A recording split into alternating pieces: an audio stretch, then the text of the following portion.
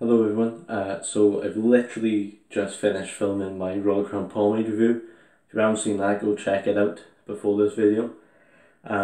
In this tutorial, it's going to be one that a lot of you requested. It's Elvis Presley's hairstyle from the movie Loving You. So I get a lot of questions asking me, a lot of people asking me to do this tutorial. It's not actually that far away from his normal everyday pomp that he had in the 50s. There's just ever so slightly a couple little things that are different. So the first being that by the looks of a lot of the scenes, they've used the wide teeth on a comb rather than a fine tooth comb. So I'm going to be using the wide teeth on this Kent 16T. So first off, I'm just going to slick all my hair through. I've got Royal Crown Pomade still in my hair now, so I'm just going to be using this because his hair in the movie was very shiny. To be honest, I'd imagine they'd use something along the lines of that, as well as a hairspray to fix the styling. So one of the key parts of Elvis's hair in the movie Loving You is that he did not have white bits in his hair like I do, for starters. But one of the things that I've noticed with it is it's got quite a lot of height to it. And, oh my god, sorry, 1 second. Really bugging me. It's off my comb. So one of the things I've noticed is he doesn't seem to have a side part as clearly defined as he does in his everyday pomp.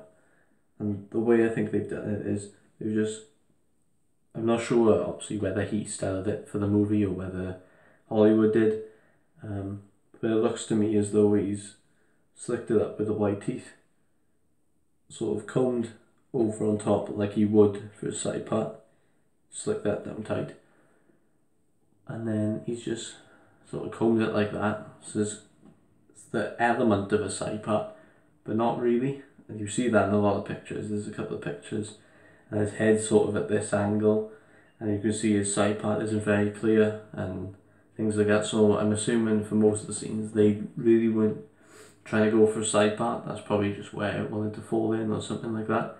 So you're going to want to start doing your swirl up into the back of your head and combing round to the back of my head. Just follow that motion till you're satisfied, and then round about that section of your hairline where I usually put my side part, I'm literally just going to comb it like that. So it's like sort of looks like my side part's gone a bit messy or something like that. And then I'm going to stick my teeth in with my comb, and I'm going to be pushing away from my side part. So my side part is on the left side here. I'll be pushing away from it and holding the top just to bring it forward. You can see my hair's pushing against the direction I've combed in. And this is the trick to bringing it forward for the most part. His hair was very forward in the movie, so I tend to bring it really forward.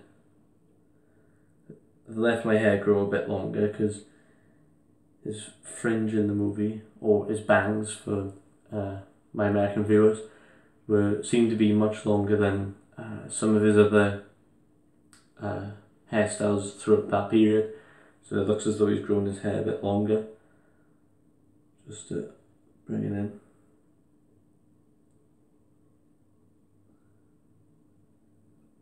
So readjust that. Right there. So as you can see, that's very, very forward. Just trying to get all these bits off my comb.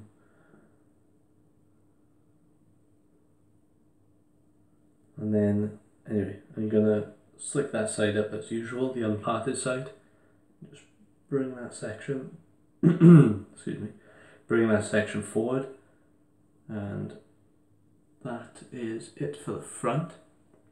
Now in terms of the back, this is the other key difference between him and his other 1950s pomp styles, is to me it looks as though he doesn't have a DA in the movie, doesn't have a ducktail. It looks as though they've just literally, his hair is still cut for a ducktail by the looks of things because it looks quite long, but it looks like they've just combed it flat and left it fall how I wanted. So they sort of kept it flat as possible. I'd imagine this would be at the request of Elvis perhaps, because he'd probably still want to have a DA outside of filming. So very similar to when he was in Jealous Rock, it looks as though they've just combed the hair flat rather than cut it shorter so it lays flat. Because I've seen pictures from when he did Jealous Rock and Loving You around the same period that he was filming. He's got his DA back, so what I imagine is they're combing it down while they're filming, and then when he's finished, then he combs his DA back in and puts his side part back in, and then back to his normal 50s pomp. So that's basically it, really. I from what I can tell, that's about it. Especially in the early scenes, you can see it's very forward. And you can see what I'm talking about. There's like an element of a side part, but it's not defined whatsoever. And his hair in the movie, I'm pretty sure that's when he started dyeing it black, was when he filmed Loving You.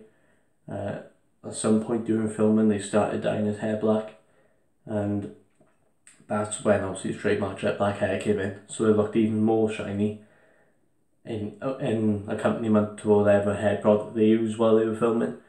So just a very quick one for you guys. I hope you enjoyed that, and I hope it was of use to everyone who asked for this tutorial. So thanks very much for watching again.